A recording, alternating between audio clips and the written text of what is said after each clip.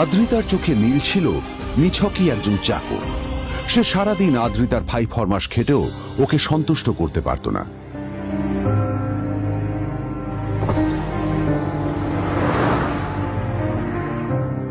এত কিছুর পরেও কেন একজন ধনী বাবা তার মেয়েকে গরিব ছেলের সাথে বিয়ে দিলেন?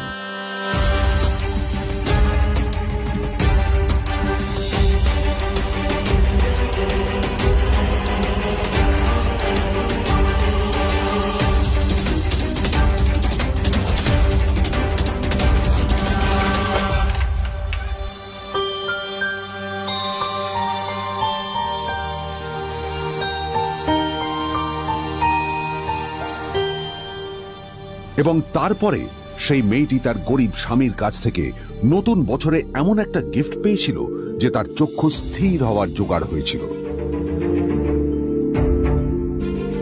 আর ওর স্বামী সম্পর্কে সত্যিটা জানার পর তো ও প্রায় অজ্ঞান হয়ে গিয়েছিল।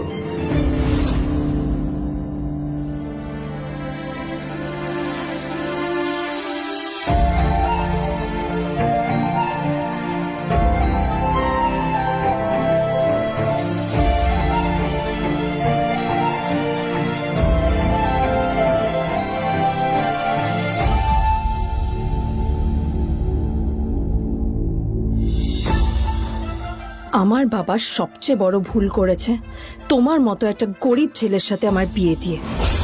আমার সব বন্ধুদের স্বামীরা ওদের কত দামি দামি গিফট দেয়, আর তুমি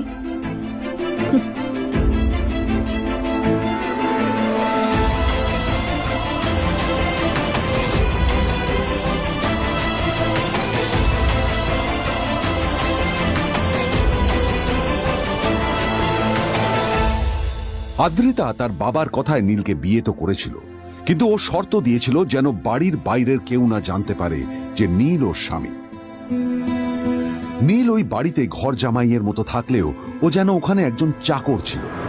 সবাই ওকে অপমান করত। ওই বাড়িতে না ও ঠিক মতো খাবার পেত, আর না ওর কোনো আলাদা ঘর ছিল। কখনো কার্পেটের উপর ঘুমোতো, তো কখনো আবার পোষা কুকুরের ঘরের পাশে নীলকে ঘুমোতে হতো।